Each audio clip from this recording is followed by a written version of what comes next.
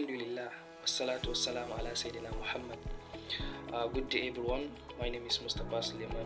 I'm here to make a video that will help a lot of people and clarify a lot of misconception and issue that people have about cancer or any abnormal growth. So when we talk about cancer, we mean any cell that grow out of control. But we have so many terms that we use to call such. We have neoplasm or tumors. The word neoplasm, it comes from a Greek word neo, which means new, and plasia mean growth. So when we talk about neoplasm or tumor, we mean neo growth. So there is no specific cause of cancer or tumor or neoplasm. There is no specific cause, but there is a lot of risk factors that may predispose an individual to develop tumors. We have genetic factors, lifestyle factors, environmental factors, immunological factors, biological or medical factors. So each of the above mentioned factors can predispose an individual to develop cancer.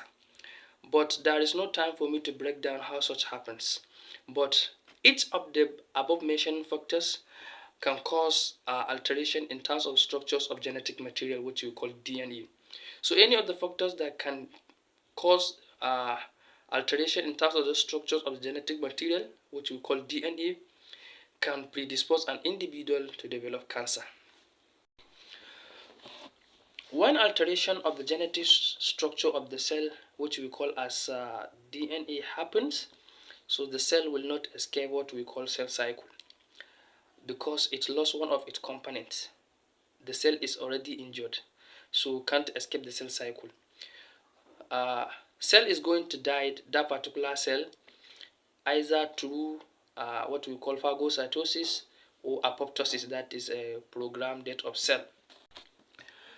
So once that particular cell happens to escape the cell cycle, that is the onset of cancer. And cancer cells grow and reproduce themselves by two processes. We have initiation process, we have promotion process. During this process, there is a lot of activities that carried out, but time may not permit me to break down those activities that happens during these two processes. So what are we going to do to protect ourselves from cancer? We have early detection, and this early detection is accompanied by a lot of components, which we group them or we call them as quotients. That's the acronym that we use to give this component of so C stands for change in bladder or bowel habit. Once you notice any changes in bladder or bowel habit like hematochezia, that is presence of blood in stool, or hematuria, that is presence of blood in the urine, may be a sign of cancer. But I know so many conditions can cause that, but may be a sign of cancer. So A stands for a sore that fails to heal. Once you notice a sore in your body that fails to heal, may be a sign of cancer. But I know diabetes mellitus and some kind of condition may cause that, but cancer may be among the causes of that. So U stand for unusual bleeding or discharge. Once you notice any abnormal discharge or abnormal bleeding in your body, may be a sign of cancer. For instance, you notice changes in terms of or unusual bleeding, may be a sign of cervical cancer, uterine cancer, or ovarian cancer. May be. So once you notice any changes, unusual bleeding or discharge, you should go to hospital for proper consultation. So T stands for thickness or lump in the breast or any other tissue. Once you notice any kind of lump or thickening of the breast or any other part of the body tissue, like in the testicles or any part of the body, you should go to hospital because that may be a sign of cancer.